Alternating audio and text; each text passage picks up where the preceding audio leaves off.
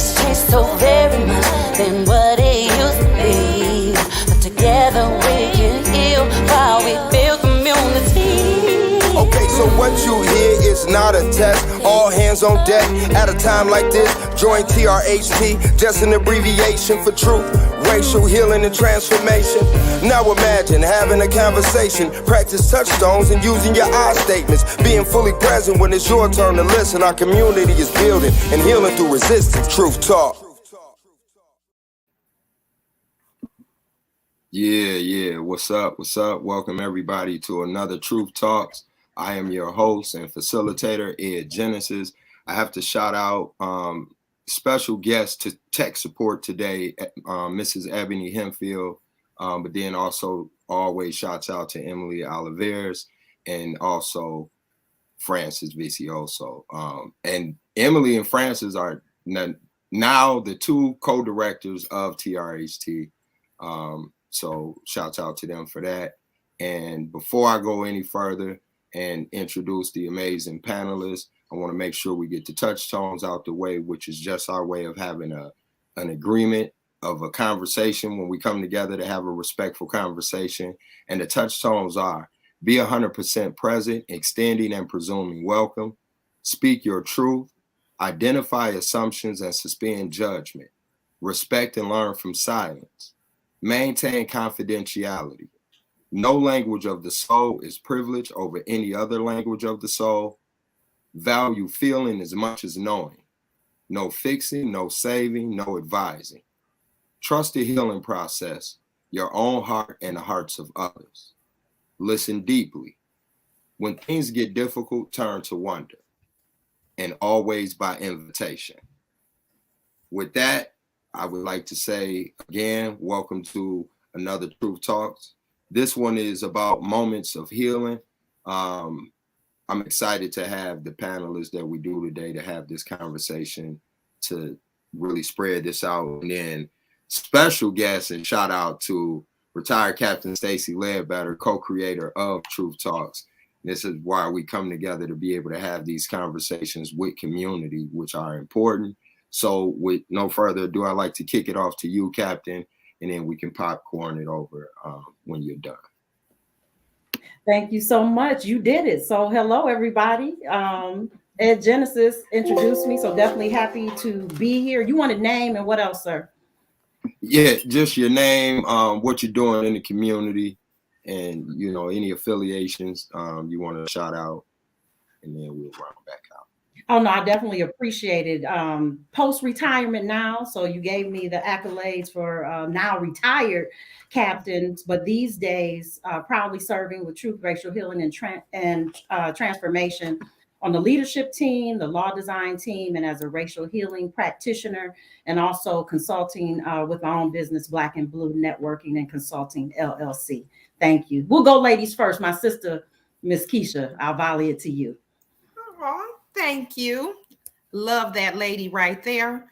Keisha Dickerson. I am Executive Director for Girls on the Run, Southwest Michigan, not Kalamazoo area. So I'm over Cass, Van Buren, and St. Joseph County. Also, the only Kalamazoo County Road Commissioner, woman of color. And I do everything in the community that I can get my hands on that's helping, whether that's with helping with the homeless, helping with heart health. I have that event tomorrow, Pink Goes Red, tune into that. And just working in the community and trying to network with all of you strong leaders to make our community better. And I'm popcorning it. So am I just giving it over to Eric? Yes, thank you. Well, I am a homegrown product of the city of Kalamazoo. Most people notably probably know me for the hat of city commissioner at one point in time. I was the youngest African-American to ever do so. I know we got three, each panelist today has trailblazed in one way or another. So as it pertains to African-Americans and Black History Month. So I appreciate all of the work and the ethics and the trailblazing and all of the above that you guys have put in Some of my other hats, real estate development, recently hired on with LISC, Local Initiative Support Corporation. So if there are contractors out there looking for financing and community development projects within the inner city, please reach out to me. It's a new role for me. Definitely looking forward to the journey. Thank you very much. Thank you all. My shameless plug, I'm gonna go ahead and throw it out there and say, me and former Commissioner Eric Cunningham have a business venture that we will be announcing this month that I'm excited about. I'm gonna just leave that there right now. Yeah, thank you. Very excited about announcing that soon. But with that, I just want to dive just straight in. This is an important conversation, moments of healing. But before just sticking with the agenda, I always throw in those little curves and things like that. When you hear that, like, what does that even mean? Because I remember being asked by retired Captain Stacy Ledbetter not too long ago, you know, what's going on. And I remember that day vividly, and I just shared this with her. Kevin Ford and I were meeting. We ran into Brother Eric Cunningham at the breakfast. We were supposed to have a radio interview. I'm in the parking lot. I got a phone call from AA 95.5 FM. Shouts out to her. And she had been in a car accident, and she said she was okay, but that we had to postpone the radio interview, which we will be on this Sunday. So y'all check that out. Myself and retired Captain Stacy Ledbetter, another plug. But Captain called and was asking different people as a part of an initiative that she's putting together, that asked, what do you do to just like to, you know, those moments of healing? And I was like, wow, you know, the first thing I thought about was like, nobody asks questions like that, really, you know. So I was like, well, I like to travel and I like to listen to music, and sometimes just putting the two together. And myself and Emily, when we were talking about the different truth talks and things like that, this was really an extension of that conversation of how important that was to not only ask people, what do you do? Excuse me. We ask, how is your day going? But oftentimes we don't ask. You hear, how was your day, by those who you are close to. But within colleagues, co-workers, things like that, it's like a private conversation off to the side, and then you're back into the zone. Well, how was your day? Mine was like this and this, and then you're back into it.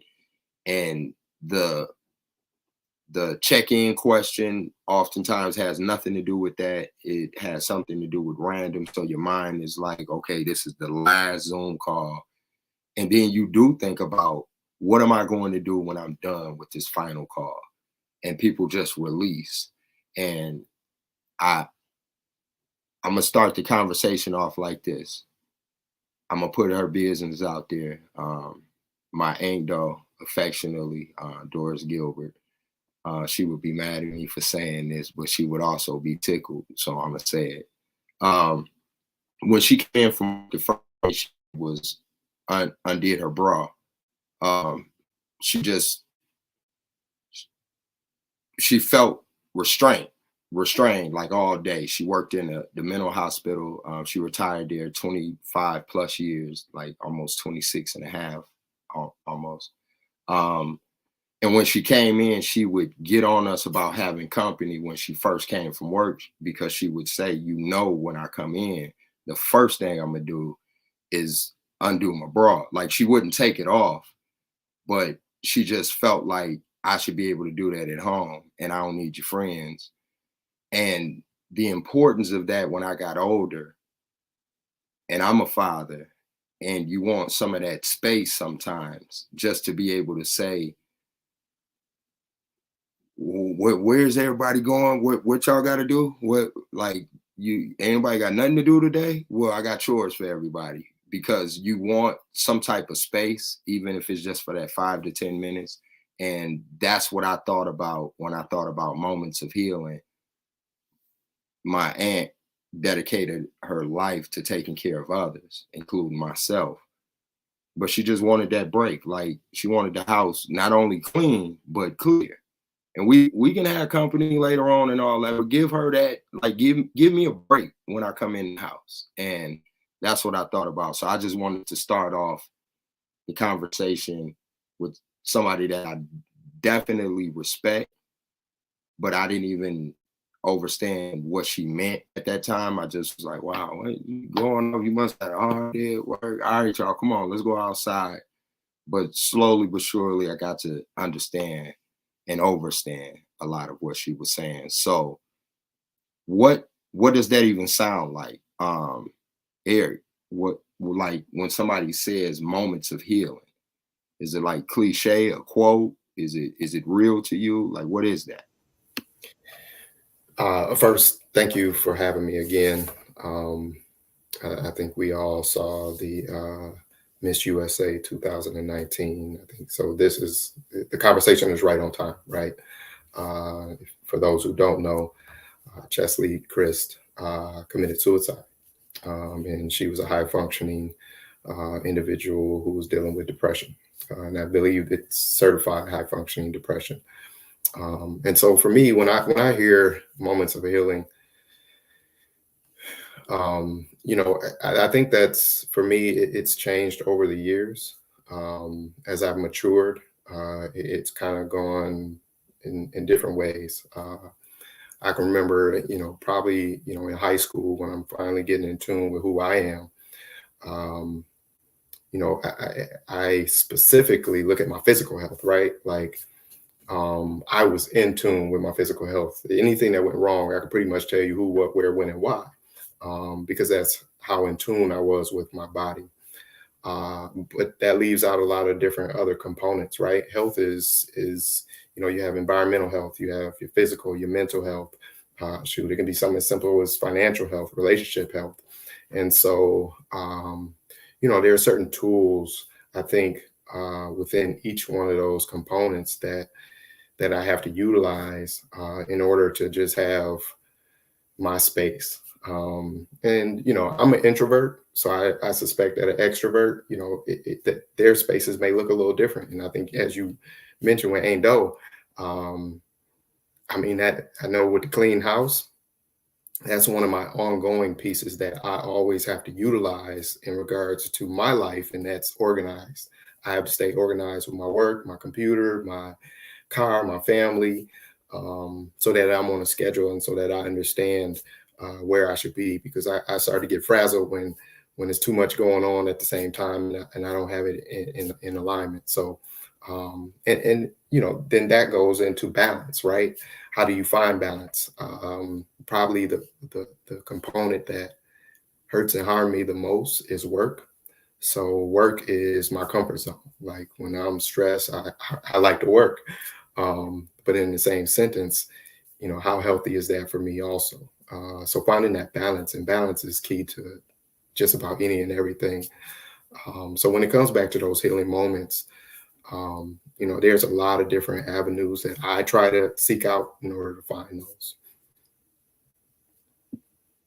I appreciate you breaking that down. And you said something that was very important, which was knowing yourself and doing certain things to prevent feeling frazzled or getting into that bad space, which is also healing. And what they call that is like healing through resistance and, checking ourselves and things. I tend to procrastinate, and not in the regular sense of procrastination. I will do anything immediately. That's really my Achilles heel, is being impulsive. And so my procrastination sets in when others tell me, and then I start to tell myself, you need a break, you need a break. Then I set something to the side. Next time I look up, 6 months went by and I've started 10 other projects, but never went back to, I don't know what type of procrastination that is, but that's what I tend to do. And so order helps me out. as well. So thank you for lifting that up, and the importance of not being frazzled, not just finding healing once you become frazzled, but what can you do to prevent even becoming like that. I thought that was dope that you said that.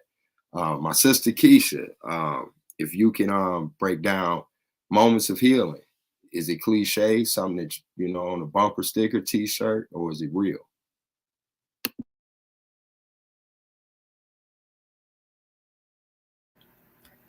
Thank you, Ed. I like how you said, is it a cliche or is it real?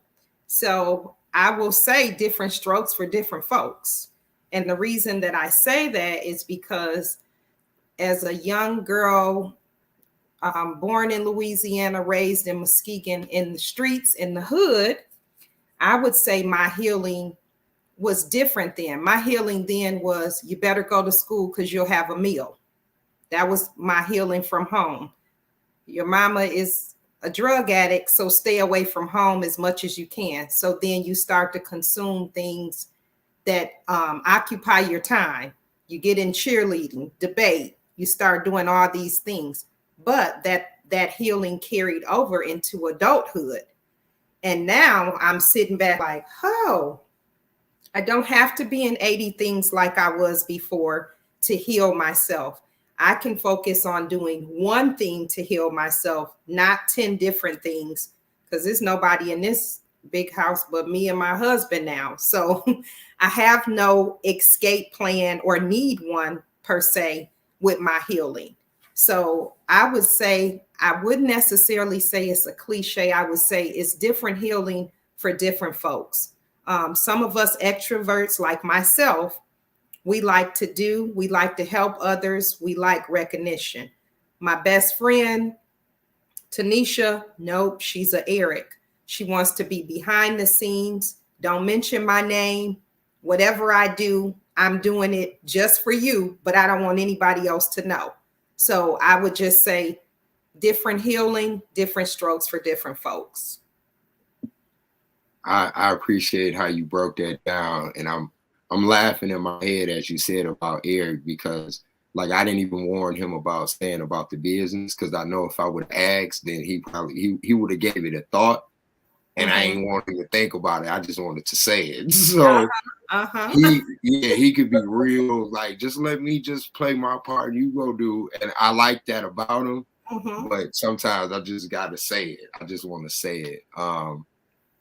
Oh yeah, I do that to him too, Ed. I'll be like, no, I need you to speak for me. And he'll be like, okay, yeah, all right, I got you. But yeah. He will show up when it's time, and I definitely. Yes. You two brought up something. So I just heard about Brother Eric lifted up preventative healing. And though he didn't coin it, that's what I took away from it. And then you just brought up constructive healing. Because I remember being in the hood in Gary, Indiana, and I didn't seek out sports or anything like that. I sought out what was in my grasp, and oftentimes those things were not constructive. It felt like healing at the time. You know, being far away from home. This guy got a car, jump in the car with him. I wasn't big on self-medicating. Music was really kind of therapeutic then, but I was easily influenced at that time. I couldn't be talked into a lot, but if it felt different, if it felt like we were rebelling against what was hurting us, I could be convinced to participate in things like that. And those things were not constructive. So I appreciate your perspective on breaking it down and saying, you know, different perspectives for different people, however their path may be in life. So I've heard preventative, constructive, Captain, I hate to just, round it off like you just absolutely are going to say something like that. But really what I wanted to ask was, again, do you believe it's cliche? Is it something that people just say? Something that we should put on t-shirts, or is it real? Definitely real. But I think about you even asking, is it cliche? And you touched on it in the beginning, how we just in society and community, hey, how you doing? Oh, I'm good. How you doing? I'm good. And we just have the things that are the things to be said sometimes. I mean, has anyone ever stopped, unless you're cool with them? I don't know. People have different experiences where they just broke down what's really going on when that question is asked, because any given time for any of us, that could be the case. And so that part is there. I agree with Keisha, the way she framed all that she framed, in that is self-defined. Absolutely. With the healing / self-care, you mentioned me even asking you the question and being struck by it, just getting deep. But I know you, I care about you, and I really wanted to know whatever you wanted to share in regards to that answer. And you weren't the only one. So I have asked numerous people, and it struck me that they were struck by the question, or they realized, hey, I'm not being intentional about that.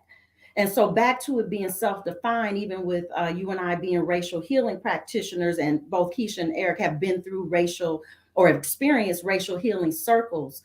And that's what we share with people. That is your definition. It's when you land there and can say that you have landed there. And so that's how I would put that just as well. So for me, in terms of what I need or do, that may change also. And so, yeah, I'll just put that right there, because I'm in agreement with what has been said. But what I love about asking other people when things are offered up, sometimes it can be a spark to try those other things, some things that you haven't thought about. Everything doesn't cost money. So it's nice to just be still, be quiet. And I'll tell you a big one also, as I am at the point I am in my life, kids are grown, like Keisha said, empty nest, this and that, and just in control of what I'm doing right now, which is a beautiful place to be. It's also that no is a complete sentence. Keisha talked about, no, I'm not doing 80 things anymore. And so people will ask or just have assumptions, especially of people who are quote unquote retired. But if I can't do it, I don't need to give you an explanation. With love and a smile, no. And I'll stop there. Okay, yeah, I love it. I love it. So if this was a book, and if anybody's watching, they try to take the idea, I need percentage. But if this was a book and it had a chapter that said preventative healing and a chapter that said constructive healing, then what Captain just lifted up would be like the ever-changing healing, like not just landing on that one thing, but feeling yourself all the way. Like today I might want to go to the beach, and today I might just want to sit here and listen to Stevie Wonder, and it's all like healing. I appreciate the way you frame that, because for myself that craves structure and discipline, telling myself that this is what I have to do for healing, like getting away, I just did that. That was not therapeutic, because I had a lot of work to do. I couldn't sleep. I called Patrice 80,000 times, and that wasn't that. It was when I got back and was around my grandson and preparing for his birthday that I felt peaceful. So I appreciate you lifting that up. Brother Eric wanted to speak to the constructive healing piece. Well, let me just requote. No is a complete sentence. Man, I struggle with that in a lot of different ways. And it's guilt, right? It's just, I do so much and I want to help in so many different ways that it's guilt. But the piece I wanted to speak to is that constructive healing. I call it, I recently just wrote a book, or it should be publishing here relatively soon. And I call it healing correctly, right? Healing correctly. And what I mean by that is so many people are dealing with trauma. And it's so funny because Keisha kind of mentioned, you know, her upbringing and being raised in, quote unquote, as we understand, the hood, right? And, you know, there's a lot of toxicity in the hood. And growing up in it myself, you know, there are certain habits, certain things that weren't correct. Luckily, I was blessed to also be raised in the church. So I had, you know, kind of both ends and both spectrums of don't do this, and then wisdom is over here. So I can see it over here, you know, some craziness going on over here. Should I participate? Is that a part of my healing? Is that a part of, you know, more trauma? And it's so funny because as we're in trauma and if we're birthed in it, we don't know any different. And so luckily I had the word and the biblical components to say, all right, this is what love should look like. This is what love should feel like, and things like that. And one thing I think people don't really understand is your mind is just like any other part of your body. If I hit your arm and I break your arm, it's going to take two things in order for it to heal correctly. And one is it takes time. It's going to take time for that arm to heal correctly. And then two, you have to put a brace in place. And your mind works the exact same way. When something traumatic happens to you, we don't naturally see it or feel like it's a actual breakage, but in a lot of ways it is. And we have to heal correctly. And again, it takes those two things, right? And what I mean by that, I'll give a good example. You know, growing up, first get my license. I'm coming after you, Stacy. And I was pulled over more times for fitting a description than actually breaking the law. And so, you know, that was trauma. That's traumatic. I mean, I used to shake when the police pulled me over. I'm sitting there like, yes, yes. And, you know, in a lot of ways, I could have responded in a negative way, but instead, I use those biblical principles. And that's the thing to it is when you're trying to heal correctly, or you're trying to be constructive with your healing, it's not always going to feel natural. When I broke your arm and you put that brace on, that brace doesn't feel natural. Matter of fact, it might feel more comfortable just letting it lean to the left. But if you wanted to heal correctly, you have to keep that brace there.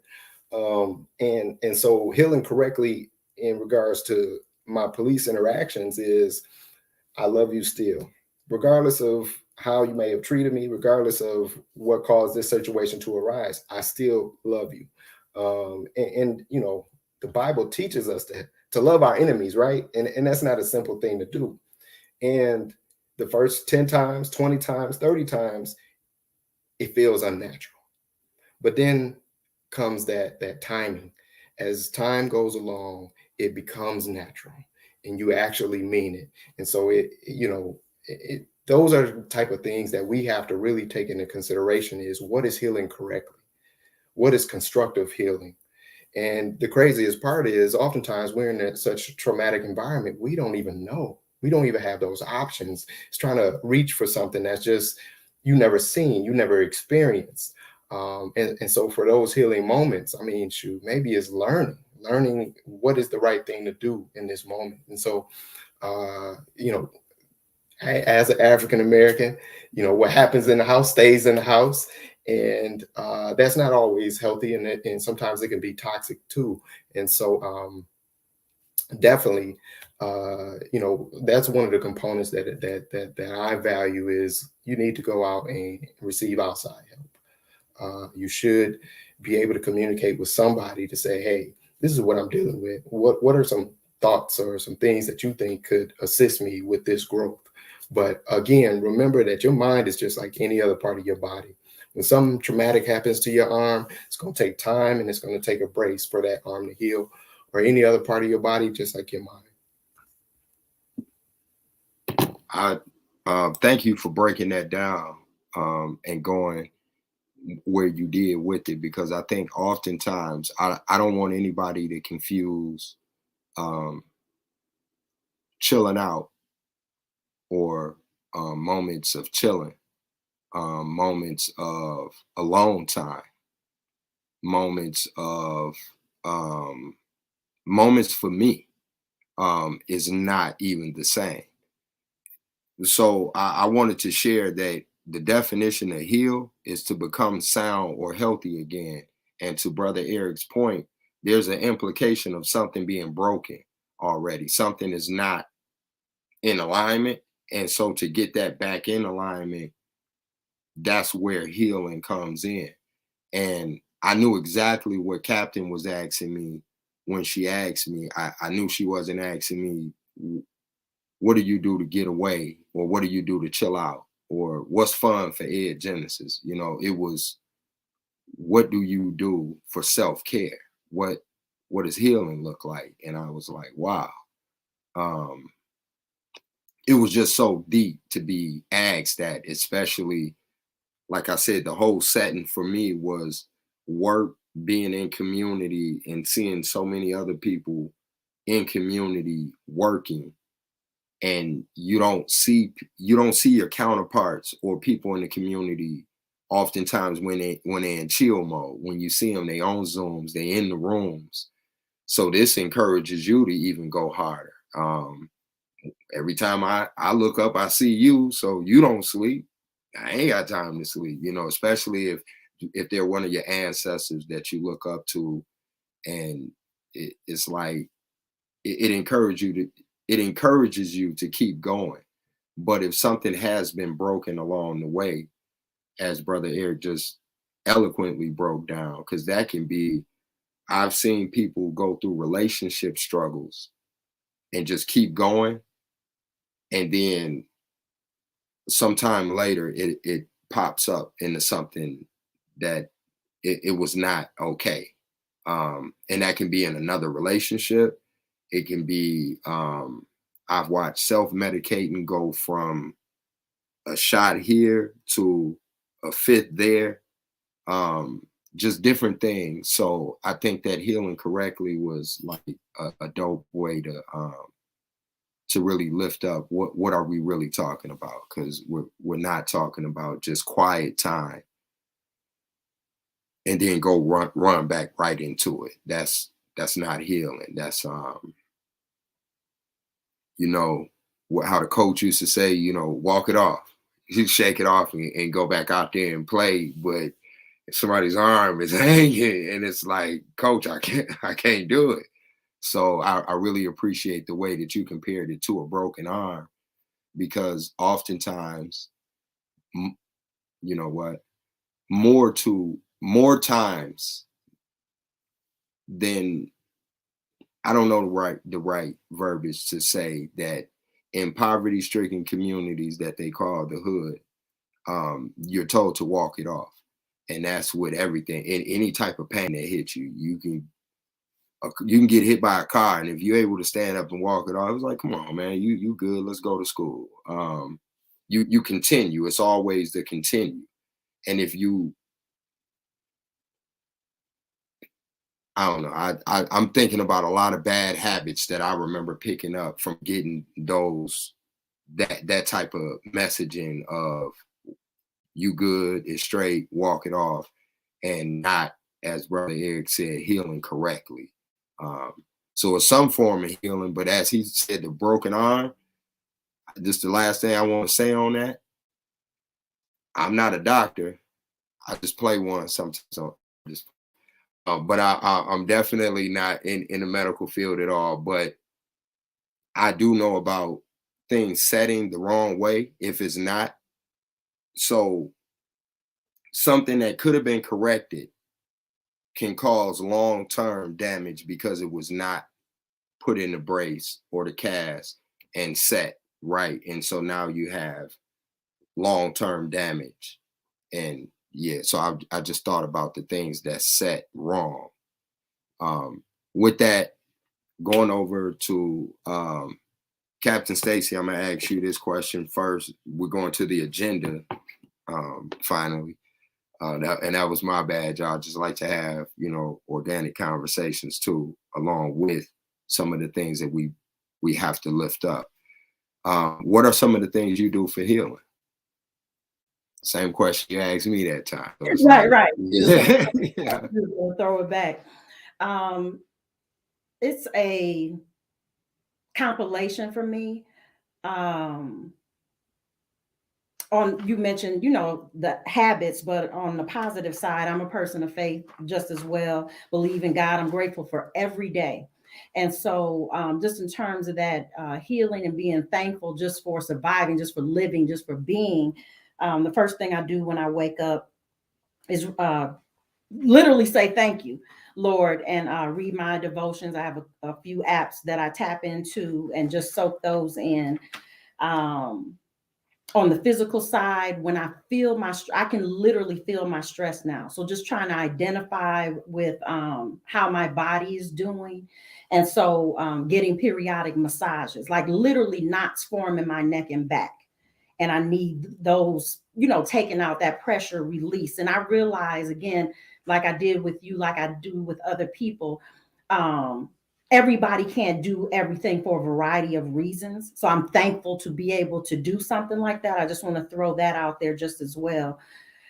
But I realize just thinking about this topic and then being invited here today, thank you so much, is that, and for all of us, we do, you know, different aspects of advocacy, but that's a form of healing for me in terms of helping people, doing service, learning and being educated, because I don't like to be in any position where people are relaying information and their game is to bamboozle and I don't know what's up. And so again, just that whole staying prepared, being prepared, constantly learning, sharing information. That's a form of healing for me. So again, even today, here we are, February 3rd, we're in formally Black History Month. So shout out to Dr. Carter G. Woodson, who started it all with Negro History Week. And even then, he was born in 1875, second person to graduate with a doctorate from Harvard. And it didn't even progress into Black History Month until 1976. And so again, not just, you know, a lot of people are focusing, they may even honor Black History Month, but do you know how it started? So those origins, and that's what we're dealing with today in society. There's a press and a pushback on knowing history. And our people went through that as a people, splitting us up, not letting us stay connected as families, because we're all intertwined. When you think about that, separating families was a part of the game, not letting you learn. It was illegal, those types of things. So I try to be passionate about that. No, I don't know everything. So I love to learn, but also love to share the information. And that's truly healing for me. I got to be honest, when I learn and know more, because when you know better, you can do better. Thank you. Yeah, Captain. Thank you. You just talked about, so we talked about, you know, the definition of healing. The definition of medicine is what you just talked about, which is like the science or practice of the diagnosis, treatment, and prevention of disease. And when we think about racism being exactly that, and Carter G. Woodson putting together something that we talk about now in 2022, it's deeper than celebrating, as you said, because we have to take these doses of quote unquote medicine to heal, to know where we come from, to know what is the origins of all of the things around us, because the majority of it is rooted in racism. And those of our ancestors that chose to fight against that, to not only offer healing for themselves, but future. There's a quote, and I never say it right, but you all know what I'm saying when I say it. But the quote is, I'm paraphrasing, of course, I will never feel the shade of the trees, of the seeds that the seeds of the trees that I plant today, I will never feel the shade of, but you know, other generations will. That's how I feel about the ancestors that did so much for us to be able to celebrate a Black History Month, because it's people have gone out there where to bury it. And when you don't know where you come from, and you're told if you come from anything, it's a curse. So we can use different things that they've used to paint this narrative. And once again, you go back to that poverty-stricken community that they call the hood, and you may not have a father growing up. You may have a mother that's substance abuse, addiction, or broken relationships. There's a lot of different hurt that you see, and you learn that healing is more numbing. And so when there are ancestors like Captain Lifted Up, like Carter G. Woodson, that says, well, wait a minute, if you don't do anything else before this week, remember that this is not all that it is. This is how they're making it. And that, to me, that is a form of healing, back to that healing through resistance of Brother Eric lifting up. Every time he's been pulled over, it was more times about what he looked like. I remember being that person, and my great aunt having to tell me, start asking, why are you being pulled over? And once I started asking, the fact that I could never get a legitimate answer was traumatizing. It was hurtful, because it was like, well, how do I avoid this the next time if I didn't just do anything? And there was no way to avoid it. And I didn't know that that was traumatizing. I didn't know that there was anything that I had to heal from. I thought it was something I had to rebel against. So Captain and I talked about the attitude immediately when the officer pulls you over. You could be legitimately dead wrong, but because of the trauma and you never had the chance to heal correctly, as Brother Eric said, you're on the defense. What are you pulling me over for? What do you want? I'm getting tired of this. Every time I turn around, there's always something, and they like, calm down. I ain't gotta calm down. Make me calm. And now it's escalated. Now you got to get out of the car, and there's extra trauma that can be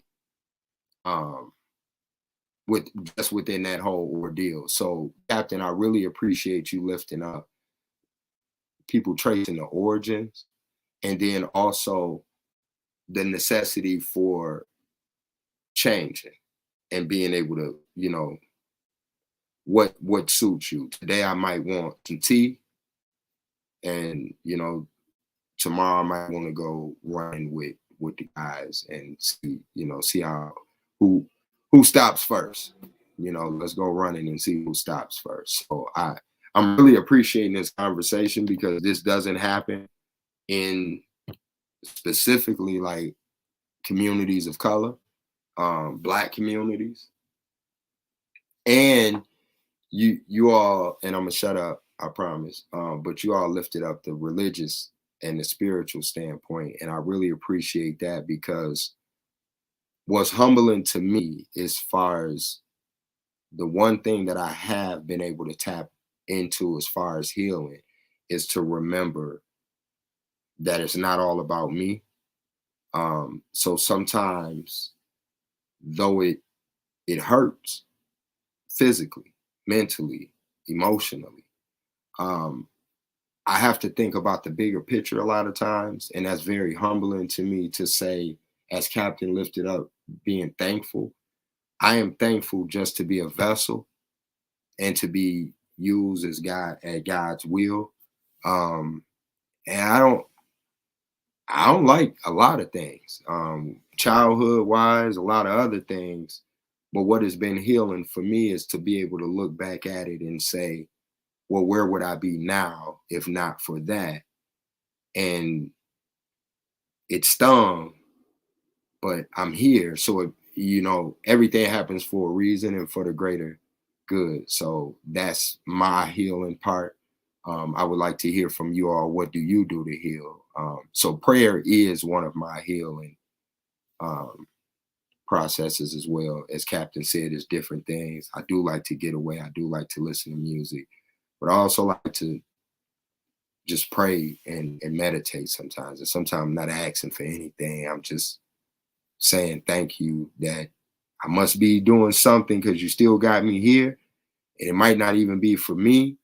It might just be for me to say something to somebody that I haven't even met yet.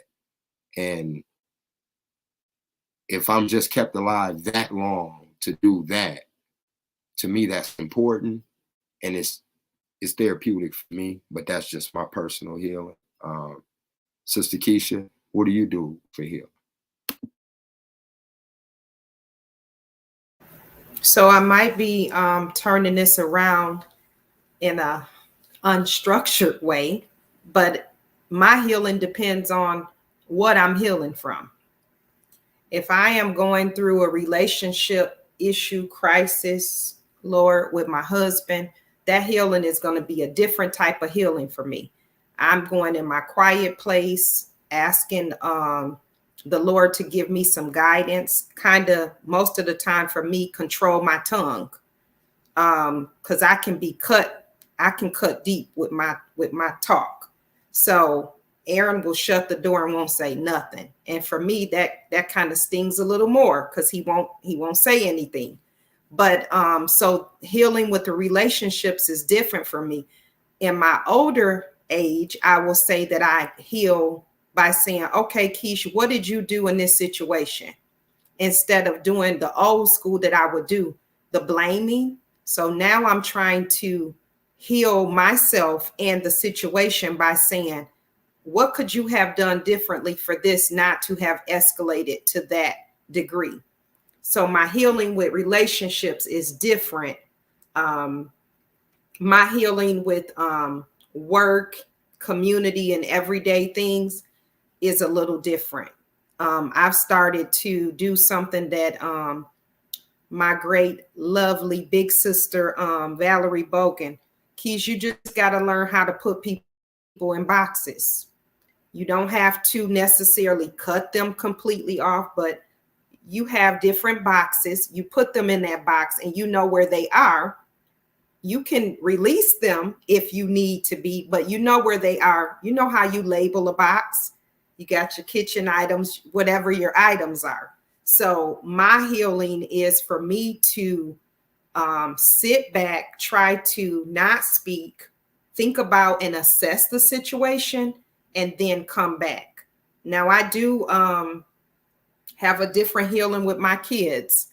I have a daughter that's a daddy's girl that mama don't talk, don't say nothing, can't stand nothing. I have my boys that's like every day, all day, texting, FaceTiming.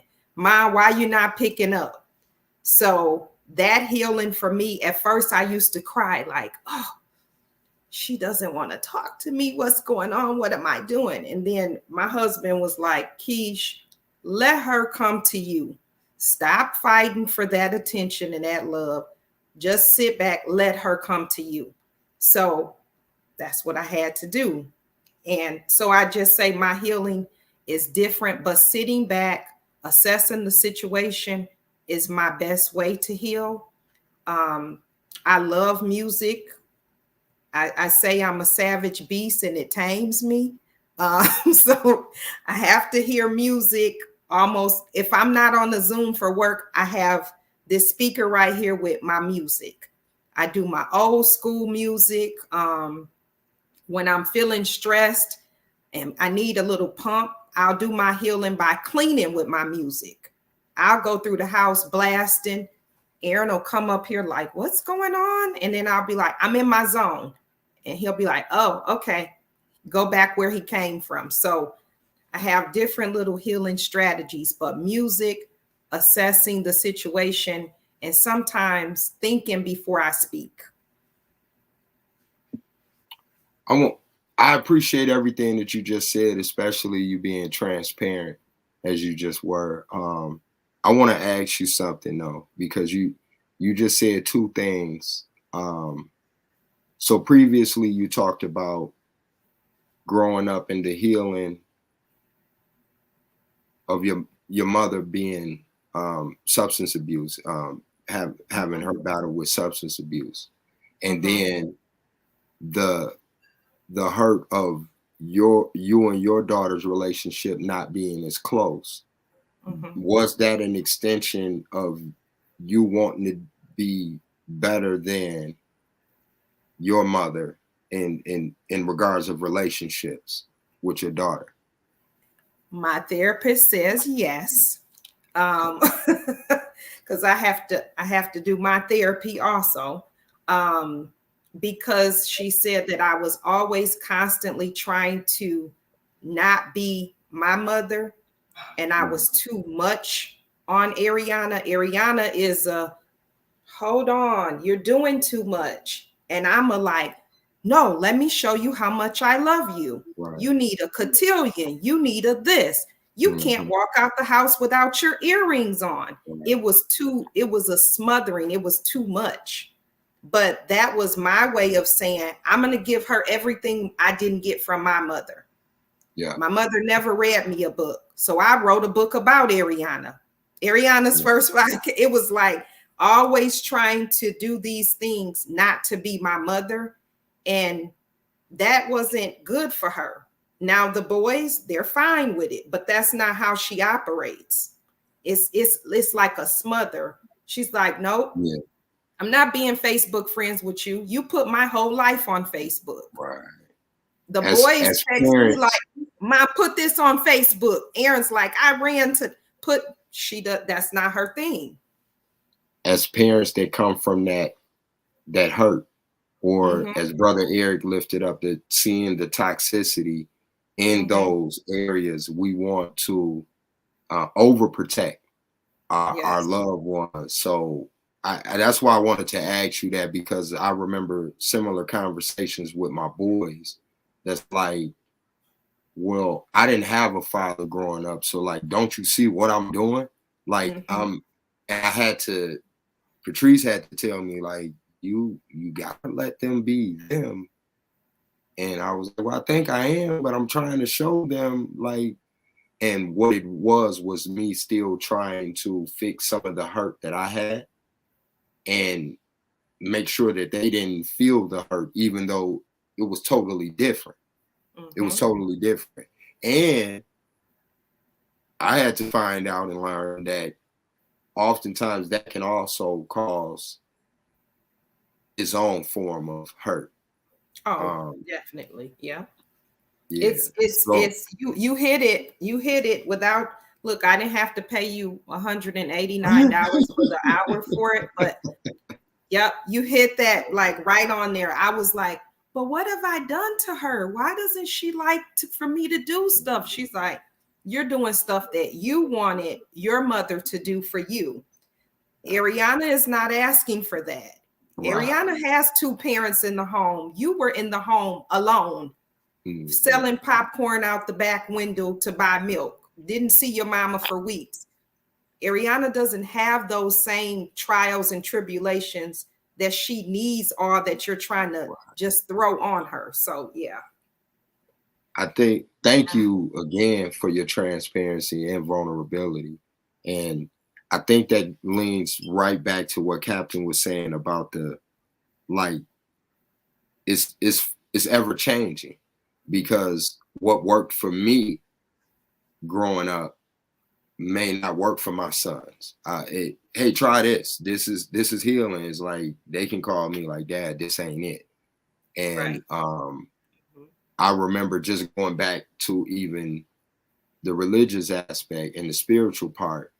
I remember my grandmother just saying, well, you need to go to church, or you need more. And it's like, Grandma, I need something in addition. Like, I'm not saying that that's not it, but it's something else. And so I'm really loving this conversation that you all are bringing so many, what Captain would call nuggets. Just this wonderful conversation is flowing. I appreciate it.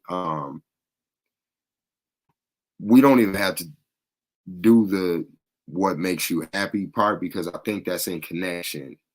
And in my honest opinion, we did talk about that, Emily and I, but we also went back and forth with what makes you happy is not necessarily the healing part.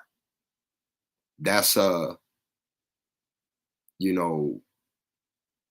science of the mind. You can drift off and watch a movie, but once again, you walk out of the movie theater and reality sets back in. So it's more about what's actually healing. So I'm really appreciating the conversation and where it's going. Especially Brother Eric saying that, like, the healing correctly. Sister Keisha just lifting up that her what works for her or what she may need it for healing is not the same for a daughter. How intentional are you practicing your daily healing moments, and what impacts does that have? Captain, how intentional? You know what you and I talked about, I know what healing is now, but I don't intentionally practice it as much as I should. I'm starting to. I got a plan for this year, and I've already started out on a good path. But how intentional are you, and what impact does that have? I think what I mentioned before, sharing with you in terms of waking up and what I do daily, definitely intentional. Like I've already told myself, don't even get out of bed without saying thank you that you even woke up. So just creating a habit or being committed, whatever descriptor you want to put on it. And I was just thinking about how people, towards the end of the year, they formally do or commit to resolutions. And I said, you know what, I'm not doing that. And so even before January 1st, just thinking about my own life, being healthy, we're talking about this healing and self-care. I worked out regularly, but not daily per se, because of that busyness that has been mentioned in this space. Just tired, and where I was trying to put it at the end of my day a lot, where I just did not have the energy. And so wasn't doing it. So I committed to, in my own little personal phrase, is no days off. And so literally before January 1st, so sometime November, December, I started working out every day, do it in the morning. And so just the way my meetings are set, I get up and I just do it. And I just feel so good about that. So now, done it to a point where I'm looking forward to it, because it's an accomplishment. It's an achievement. It's something that I was not doing. And we all know the benefits. Mr. Fitness is in the house. Shout out to you, my girl Carmen, everything you all have going, run this town. I know, Keisha, you hang with them a lot just as well. And so putting that out there, as we know what we should be doing, a lot of us don't take the time to do it. And so I've committed to that. And so to answer your question, those are some of the things in that regard, because when you are also faced with, I just look around. So you all already know, of course, I had that career in law enforcement, so saw a lot of things. But even as we just look around in our very own community, in society, in the country at large, back to tomorrow not being promised for anyone. There's just a lot going on. But even aside from that, if we are privileged to pass away at an old age point, I'm at the point where I've most likely probably lived more than half my life already. So even, trying to keep things right and tight and all of that, I'm just at that point of just being serious about that forecast with maintaining. Plus, it's tied with faith and scripture in terms of maintaining the vessel that we're allowed to have. So just all of that, just taking things seriously and being committed to those types of things. Thank you. Thank you, Captain. Ed, I just wanted to touch on a thing just to piggyback on Stacy, if I could, just really quick. Just wanted to say with that history piece, Stacy, for us to know that we've been set up and designed to divide the Black family. If we can be intentional of thinking about that, it's deeper than what we know. That they are trying to divide us as one, and we need to think about that. I mean, even sisters to sisters, just for our culture, who we are, is trying. There are people that are seeking and have been since they removed the slaves from the village to make sure that they couldn't form unity together. So we just need to be mindful of that healing and keep that in mind and say, we can heal from this, but keep your eyes open and stay woke. Don't let your Black family be torn apart. So I'm just going to leave that there. Thank you for that.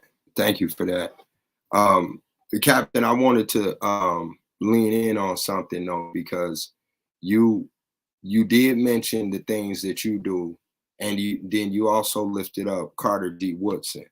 But I'm gonna have to lift you up and let the community know what's really going on, because you're also a wife and a mother, Black men, and to be a retired captain, and myself and brother Eric just lifted up the trauma of being pulled over. And one of the things that you did was you have healing circles with the police cadets. And this is before they even hit the streets. And so they're able to talk to people like me. And this goes back to the preventative healing, to be in rooms with people like brother Eric. I had the honor to facilitate as a racial healing practitioner some of these same rooms, and to have a Black husband, big bro, shouts out to big bro Vic Ledbetter, retired Captain Vic Ledbetter, who explained to me that regardless of being on the law enforcement, behind the wheel is behind the wheel Black man. So off duty Black man behind the wheel subjected to the same exact things. And then also you raised two Black young men. For you to bring that type of healing into the community, I think is not only commendable, but I thank you constantly offline, and I'm doing it publicly, saluting you and saying thank you. But to me, that leans to what you talked about with Carter G. Woodson and that type of healing. I think what you're doing is healing. I think it's intentional. I know you lifted up the things that you're doing personally for you, and I think that's dope because you're able to keep going, and we want you and need you here in the community for as long as possible. But would you speak to that part, the intentionality of making sure nobody has to relive the trauma that me and brother Eric talked about? Absolutely. I take it so personally, you all, and thank you for sharing here. I have to thank all of you in the space again, because you have participated. And so just even, you talked about cliche, but it's not cliche for me to say that we're better together. And so even that compliment from you, it would not be a success without the community participation. And so, on behalf of Vic and I, we're very appreciative. But even my company name, you all, or our company name, Ledbetter's close, so let me throw him in, is Black and Blue. And you see what I put first is who I am. I mean, can't take that away. Everybody sees it. I'm proud of it. So don't get that twisted. So it's there for a reason. But blue was over half my life. That career path that I chose. So being straddled in the middle, there's no way I could not recognize or see. I didn't solve anything. So went through a whole career. We're still dealing with the same issues. There is a division. And so I said, okay, I got to be committed. You mentioned my two young Black males. So raising Black men in America, where dad and I are now retired, they're at different, one is in this area, but the other one is down south. And so a certain aspect of the control mechanism, if you will, in terms of power, if we throw that in, is gone. And so it's just real. And so I don't care. I mean, I don't just only love my own. It's us. It's our people. It's community. It's country. And so I'm just committed, y'all. I'm, struck for words because, Keisha, I just have to thank you. What I love about the racial healing circles, and we're going a little deeper here, is that I've known you for years, but you shared some things today that I didn't know. And so just to be able to get to, know somebody better, and even more so respect the path that you took to get where you are today. Because that's another thing about community too. They look at people and assume, especially when they think, oh, they made it or they got it going on or this and that and the other. And even those who supposedly with where they are got it going on, Eric mentioned. Look at Miss USA, who a lot of people look at her and say, well, what would she do that for? Beautiful, successful, won the top prize, and actually be critical of it. But you do not know.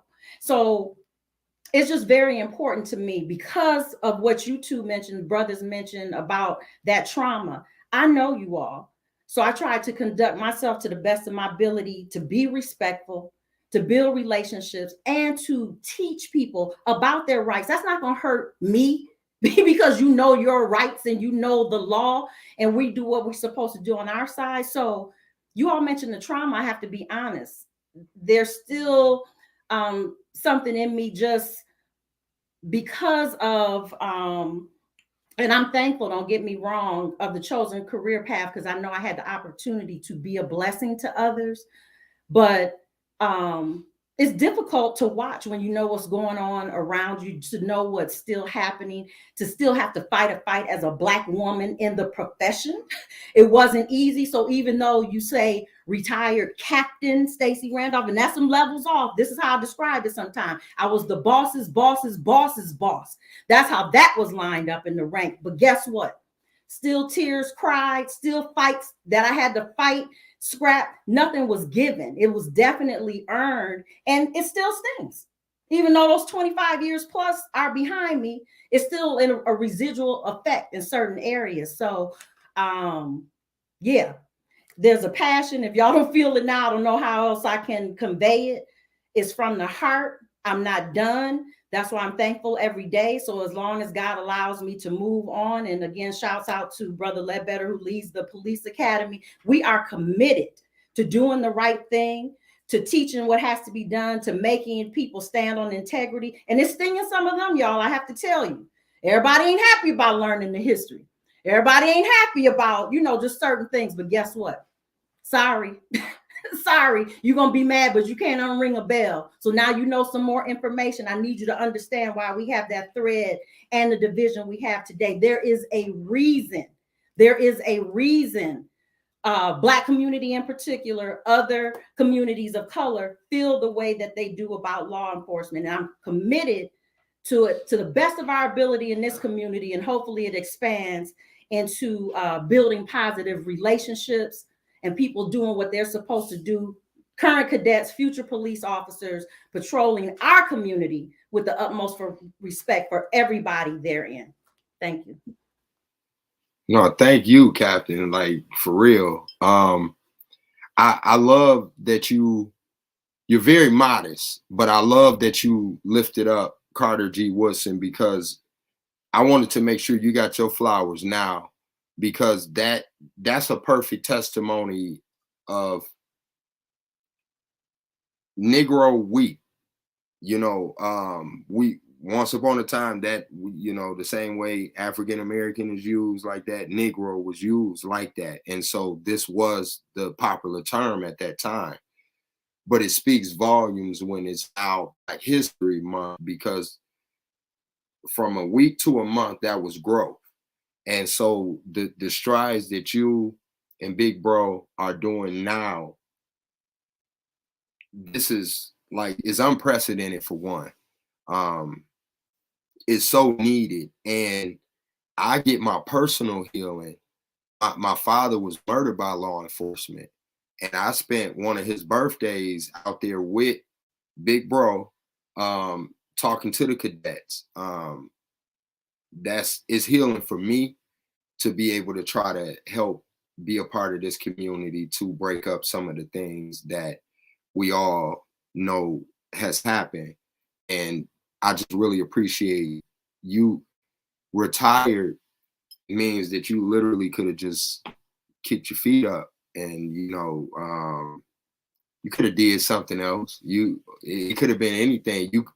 You could have taught cadets how to shoot, combat, non-lethal training. It could have been anything, but you're bringing community together. And I personally thank you, on behalf of myself, my sons, my grandson, and just anybody that's directly impacted in the community or not directly impacted in the community.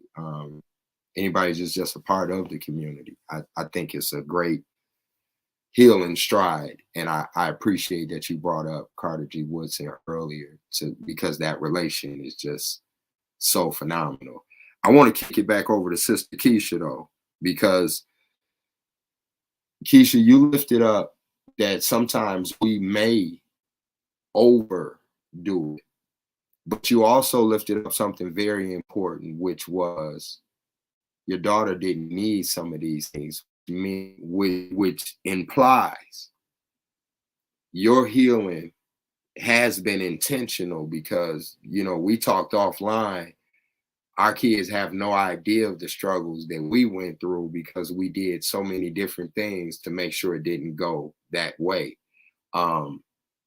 So just that's a level of not only you healing personally, but you lifted up the Black family, and that has needed a lot of healing through generations. And I want to give you your props for not only changing generational, you know, breaking that generational curse that a lot of times that they say that that's what we suffer through. You broke that. But that's a form of healing as well, and very intentional. And I just wanted to ask you to speak to that.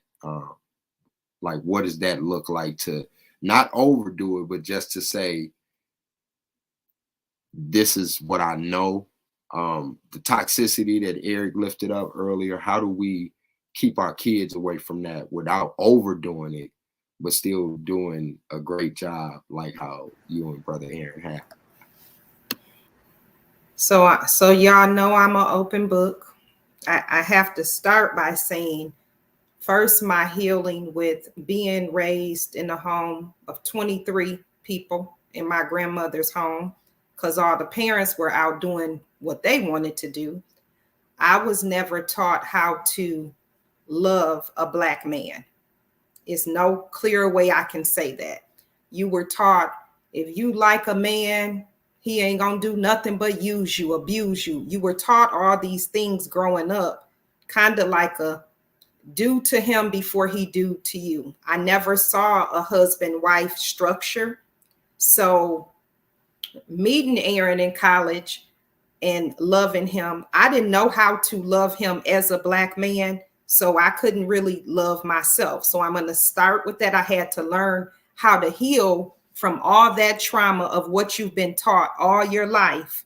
You get yours, it's you against the world type thing. I had to erase all of that, learn from it, heal from it, and then learn how to love my Black husband so that we can unite together and raise our children together. So I'll start by saying that was a journey within itself. Maybe 10 of our, oh Lord, we old, of our 29-year relationship. So that was a healing process that I had. Transformation healing is what I call that, from that trauma. And then with the children, the healing of that. And thank you so much for saying, because oftentimes we as mothers, we don't like to give ourselves credit for anything. We're like, nope, the Lord did it or whoever did it. But for you to say that is like touching and a healing for me. And even with my sister, Stacy, she does not know how many times I have been in a room by myself as the only woman of color. And when I see her walk through that door, I get some type of power in me just for her to come in. And she's like, Keish. And I'm like, it's like a God sent, like she's here. My force is here. We're about to rock whatever is on the table. It's powerful. I'm getting teared up, but that healing to know that you have other sisters that they work for you. Now you do have some that don't, but I'm just thankful that leaving college and being in this community, I've had her as my peace. That is my superpower, that when she's there, I'm stronger. So I'm just gonna stop yapping and telling y'all all my little business. But yeah, my healing is just recognizing where I came from and knowing I have so much more to offer going forward. I'm not just a mama. I got more to go, more to give, and more to offer. That's I right. hope I answered your question, Ed. I'm You sorry. you more than answered it, and you just gave me another one, like healing through community, like how oftentimes we need one another for different things. It was Brother Eric who invited me to um, retired Captain Stacy Ledbetter's first. Well, it wasn't the first, actually. It was one of the last, because you were retiring soon after that. But I was able to go to the Kalamazoo Institute of Arts. That it was like meeting the current officers. And Brother Eric reached out to me and was like, "Would you be interested in coming to something like this?" I was like, "Yeah." And him and Kevin Ford were my go-to as I needed to heal and be in these spaces and talk with people, specifically like white people. Um, I had to constantly ask them, can I be myself? Can I do it like this? Can I do it like this? And all the time, both brothers, very encouraging of yes, yes, yes, and yes. I also have to shout out big bro, retired Captain Vic Ledbetter, who is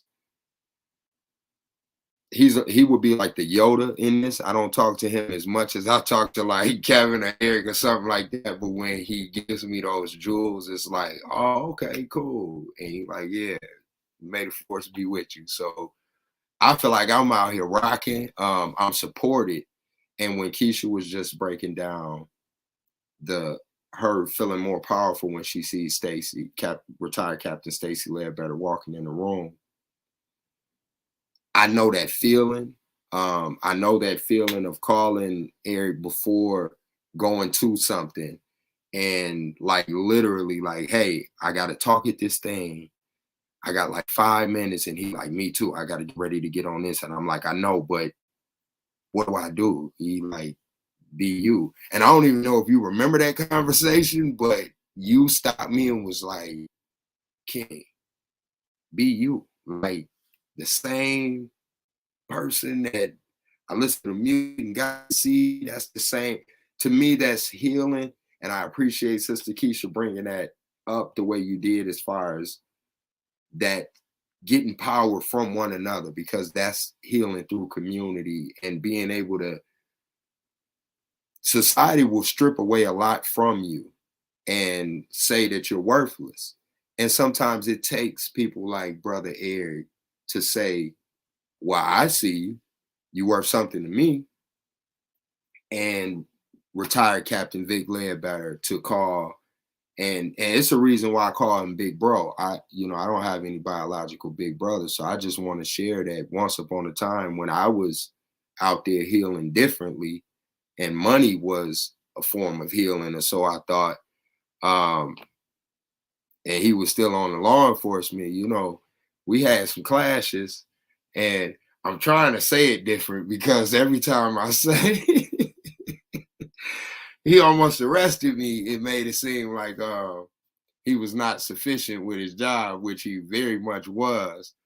I was blessed, and I wasn't too bad of a person, honestly. I wasn't doing so much wrong, but I fortunately was never able to I was never arrested by him, but we did have some run-ins. But now, years later, for me to say that I spent my dead father's birthday talking to police cadets by the invitation of a man that I call my big brother, that is healing. And so I just appreciate you all. And I just was looking at Eric and just thinking like, wow, I knew Big Bro Vic, but my relationship with retired Captain Stacy Ledbetter actually happened through Eric inviting me to something that she was doing for community. And I really appreciate Sister Keisha lifting up how I'm getting chills now. Like, that is powerful. I did feel like my brother sees me and he's making sure I'm in these spaces. And it's just like Big Bro Vic does with making sure that You by the time Vic done with me, y'all gonna see me somewhere. I don't know, because he sees great things. So he always just tells me to just keep going.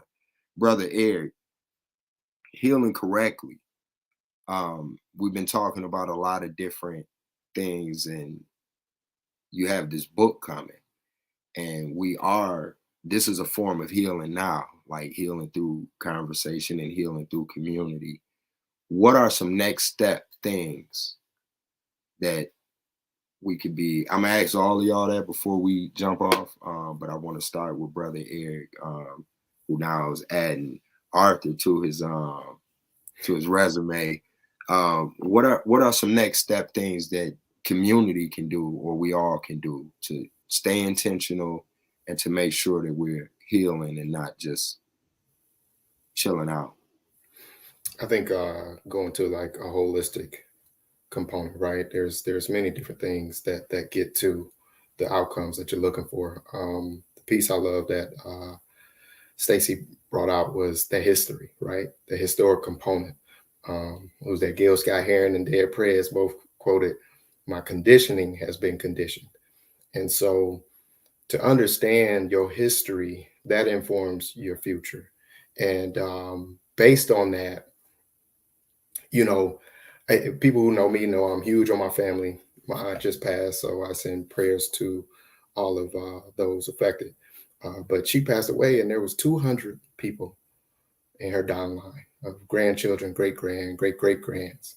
And so I've been blessed to have that support network, right?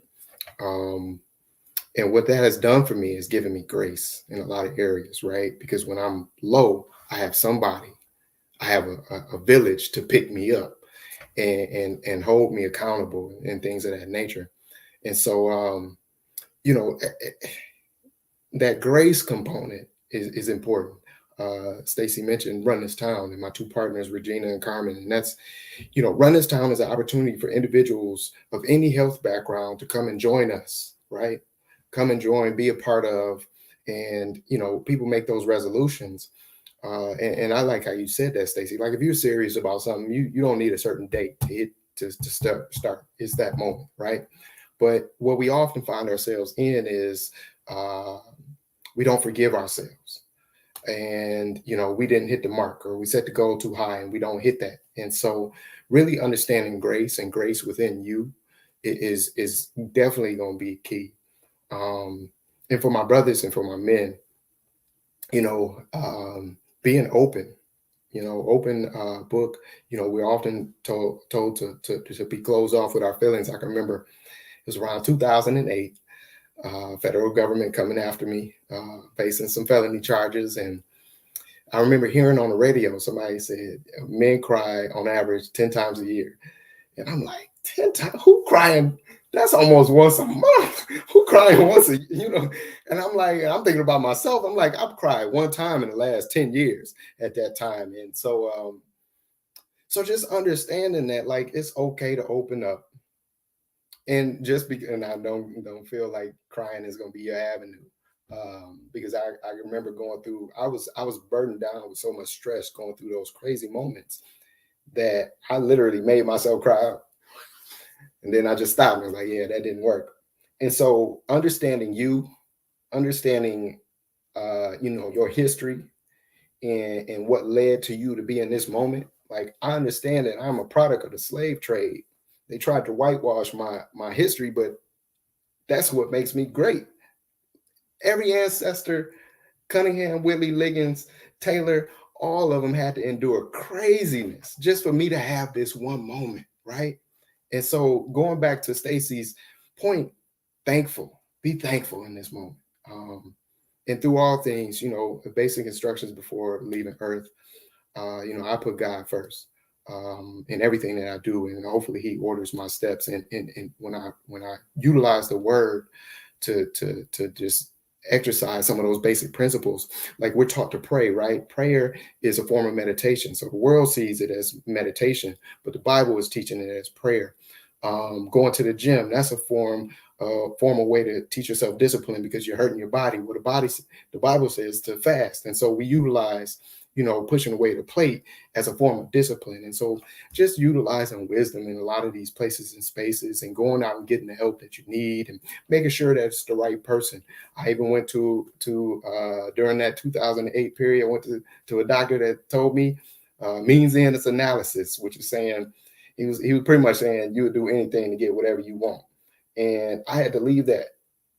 I said, okay, I receive all of the other messages, but this specifically wasn't for me. And so there's just a lot of, be holistic about your approach, mind, body, soul. All three of those components have different needs, and just going out and seeking the help and understanding the historical components that led to the moment that you're in. Yeah, I appreciate that breakdown. You almost you definitely, all of you all definitely have. We usually do this anyway. We will have to have a part 2 of this conversation. But the things that Brother Eric was just saying was like, wow, that holistic approach and making sure that you, like the example that you gave earlier was like the body. And even though you talked about the broken arm, it's so much more to the body as it is to the mind. And like Sister Keisha lifted up, it could be something for relationship. It could be something job wise. You don't use the same approach. I like where you all are going, or where you have went. Conversation is almost over now, but Captain, what's some things that people can do intentionally, or like next steps that we can have as community as far as healing? As community, you made me think about it. And again, we're sitting here today, and that's for everyone to answer this question for themselves, because it's more than likely others who hadn't even thought about it, hadn't contemplated. But what is that answer for you? Because again, like Keisha said, it's individual based on what you've been through, based on what you're doing now, based on what you need. And so, but take the time for you. That's a part of the care to answer. As far as the community and what we're doing from a truth, racial healing, and transformation standpoint, is trying to help that along with trying to answer, not that we have all the answers, but that self-care and that community care, which just shout out to Francis VCO. So we had just launched that, and the first offering we had was about wills and trusts. And so again, from the profession I was in, seen a lot where a lot of dissension would come about when people lose family members. So prayers up, Eric, for your family with your recent loss. But for all of us somewhere, we've had losses along the way, but I have witnessed where the fight is on when that point comes. Why? Because affairs were not in order. And we see a lot of that today because there's outreach, if you will, when we lose people in the community just as well. So just having that conversation about what to do, how to be organized. Eric, you said, you're one who needs to be organized, but it's a lot that we don't know. And sometimes we don't know what we don't know. And so we're trying to stand in the gap and fill the gap because of what we're talking about. This not knowing our history, or because of the pushback, the breakup of the family, and how that could be cultivated. Because if we can have peace of mind about our families, that's a part of self-care, you all, which leads to community care, having our affairs in order, investing. We're dealing with a gun violence issue. Just tapping into our babies, cultivating, growing our own. We lavished each other with love in here. Think about if the community just did that. Just being kind. Just, and I'll throw it in this way from a community standpoint, because all of us in here do some type of service. So I'm not necessarily talking about us as individuals, but we all have other organizations, and they're just people out here that do good in the community. But think about it from this aspect: when we go to do good, how is that really helping somebody, not only in the moment, but for the future? And I have to give a shout out to former County Chair Stephanie Moore. She gave some perspective at a meeting I was at, where she said sometimes people come in the community, and again, you pass out that hot dogs and chips, but You didn't tell me how to get a job, to drive a car like you have, or take your place in your CEO position one day. So we need to teach people how to fish and not just keep handing them fish. So I landed right there. Thank you. That's very real. That's definitely a form of healing. Something that I wanted to lift up those who invest in me, such as yourself, Captain.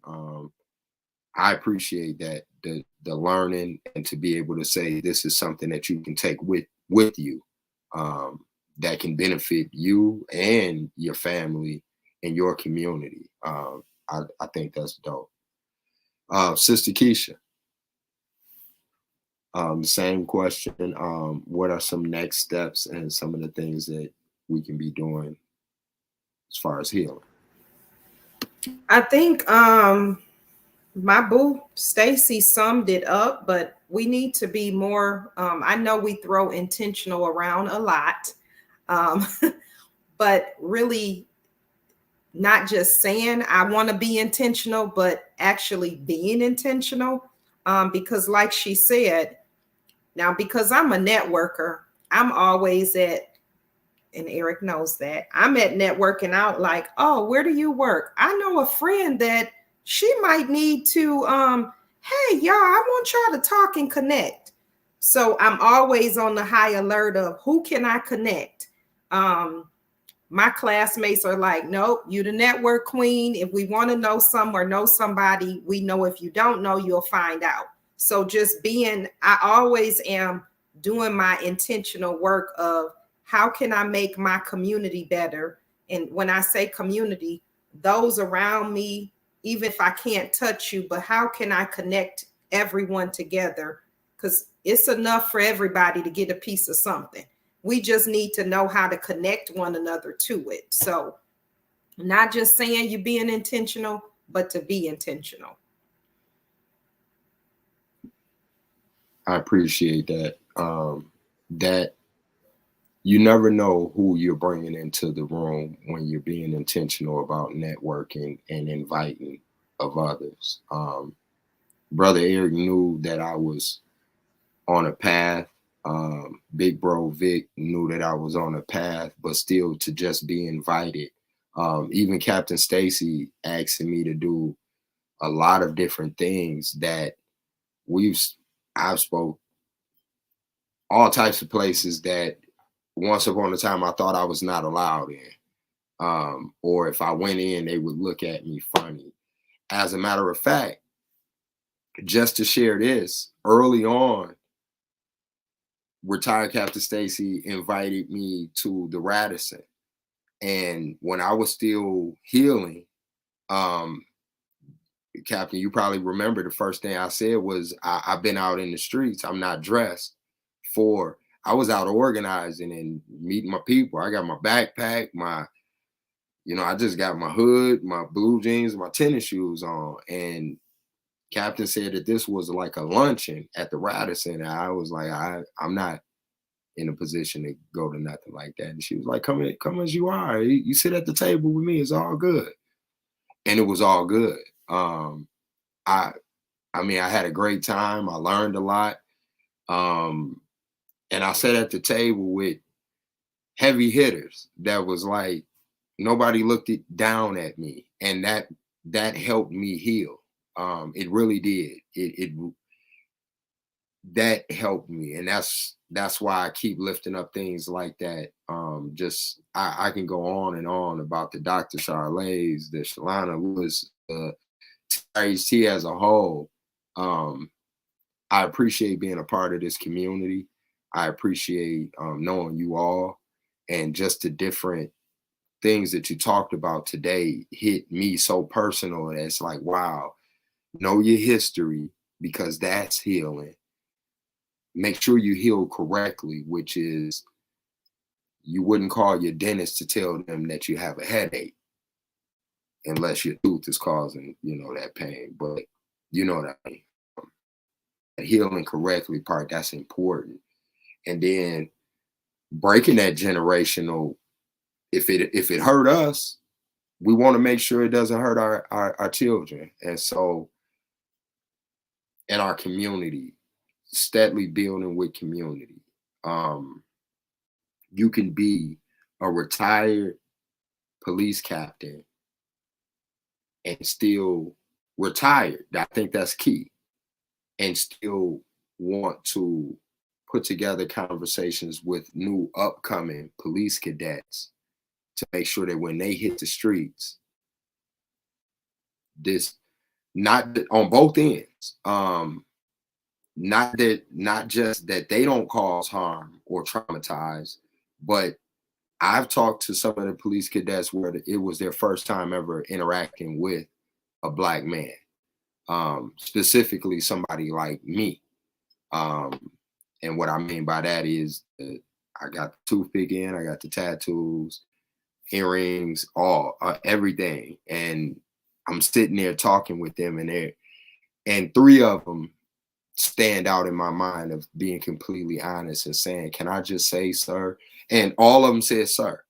Can I just say, sir, that this is the first time that I've ever had a conversation like this, and I just really appreciate.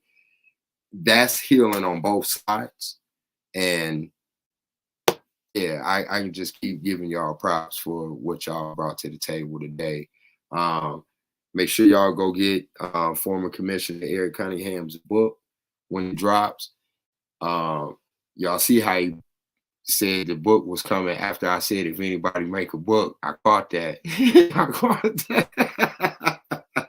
No, but congratulations on that. Like, for real, that's, I definitely will be picking it up. Thank you all for being here and dropping the jewels that you did and sharing intimate as well as community things that we can heal, but you all shared personal things. And thank you for that, for your vulnerability, your transparency, and being real. That's it. Don't want to hold y'all too much longer. Thank you very much. Peace. This has been another Truth Talks. Thank you, guys. Thank you. Enjoyed it. Wear your red tomorrow. Yes, Wear red ma'am. for women. Wear red tomorrow. I got you covered on that. Okay. Love you. Love you too. Bye-bye. Bye-bye.